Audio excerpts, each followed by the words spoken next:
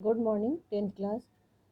9th में आप लोगों ने पढ़ा आदिकाल और भक्तिकाल। अब आप पढ़ेंगे रीतिकाल। रीतिकाल का समय है 1643 से लेके 1843 ईस्वी तक। वैसे हम बता दें कि आपने 9th क्लास में कैला देवी और राजू प्रकाशन से पढ़ा था, वही दोनों प्रकाशन की बुक आपको 10th में भी लेनी है।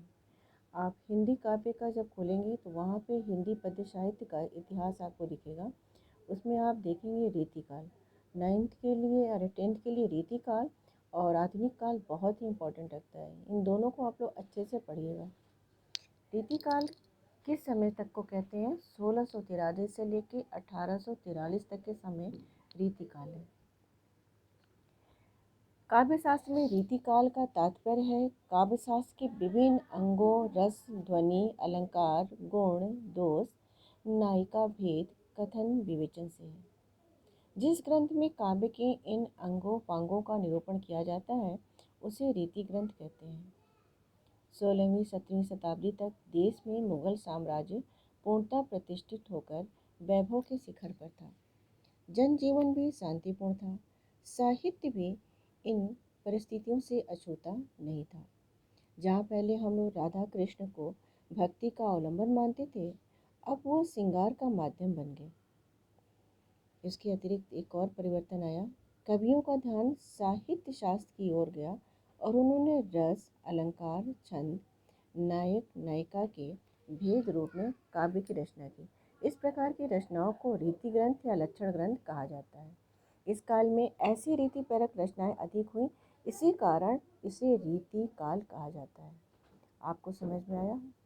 यानी रीति काल के समय मुगल काल पूर्णतः प्रतिष्ठित हो चुका था और ज़्यादातर श्रृंगार रस और क्या बोलते हैं, इस काल में अलंकार और रसों पर का ही प्रयोग किया गया। रीति ग्रंथ दो रूपों में मिलते हैं, एक वे जो अलंकार पर आधारित हैं और वे जो रस पर आधारित हैं। यहाँ संस्कृत की परंपरा का पालन हुआ। केशव भूषण राजा यशवंत सिंह अलंकारवादी कवि थे, वहीं मतीराम देव और पद्माकर रसवादी कवि थे। रसवादी कवियों ने श्रृंगार रस के अंतर्गत नायक नायिकाओं की मनोदशा का विशद वर्णन किया है। कुछ ऐसे भी उत्कृष्ट कवि हुए हैं जिनकी रचनाएं रीतिबद्ध नहीं है, यानी रीति सिद्ध है, जैसे बिहारी और घनानंद का नाम इस संदर्भ में उल्लेखनीय है। श्रृंगार के अतिरिक्त इस काल में कुछ भक्ति, नीति तथा वीर काव्य भी रचे गए, जैसे भूषण, गोरेलाल, सुदन वीर रस के कवि हैं। कौन कौन? जैसे भूषण, गोरेलाल और सुदन वीर रस के कवि हैं।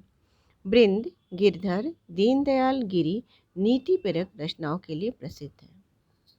एक बार फिर से हम लोग रीतिकाल के बारे में जान लेते हैं कि रीतिकाल में रीति ग्रंथों का निर्माण हुआ। इस समय कवियों ने श्रृंगार रस और अलंकार पर ही विशेष ध्यान दिया। काव्य में ब्रज भाषा का ही ज़्यादातर प्रयोग हुआ। राजाओं की प्रशंसा हुई, नायक नायिकाओं की सुंदरता पर बल दिया गया, इत्यादि इस समय की विशेषताएं हैं। विशेषताएं हम बाद में बताएंगे आपको, लेकिन ये जान लीजिए कि रीतिकाल में क्या क्या साहित्य में परिवर्तन हुआ।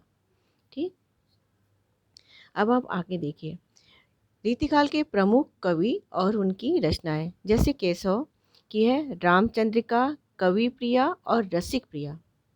ठीक है, रसिक प्रिया आपकी बुक में नहीं दिया हुआ है, आप लिख लीजिएगा।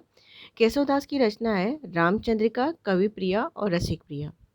भूषण की है शिवराज भूषण, शिवा बावनी, छत्रसाल दशक। मतीराम का है रसराज, ललित ललाम। बिहारी की सतसई। पद्माकर का पद्माभरण, जगत विनोद, गंगा लहरी। ये इस काल की प्रमुख रचनाएं और प्रमुख कवि हैं। फिर हम बताते हैं आपको कि रीतिकाल की प्रमुख विशेषताएं। प्रमुख विशेषताएं में क्या है? रीति ग्रंथों का निर्माण है, श्रृंगार रस की प्रमुखता है, काव्य भाषा के रूप में की प्रतिष्ठा। यानी इस रीतिकाल में जितने कवियों ने अपनी रचनाएं लिखी, सभी ने किस में लिखा? ब्रज भाषा में लिखा और किसी भाषा का प्रयोग नहीं हुआ। फिर इस समय सवैया और दोहा छंदों का भी प्रचुर मात्रा में प्रयोग मिलता है। प्रकृति का हमें उद्दीपन रूप में चित्रण मिलता है। आश्रयदाताओं की प्रशंसा मिलती है, यानी जिसके निहित मतलब अंदर में कवि रहते थे, उन राजाओं की झूठी प्रशंसा करना भी उनका स्वभाव बन गया था। कला पक्ष की भी प्रधानता है इत्यादि रीतिकाल की प्रमुख विशेषताएं हैं। ठीक, हम आपसे बता देना चाहते हैं कि रीतिकाल से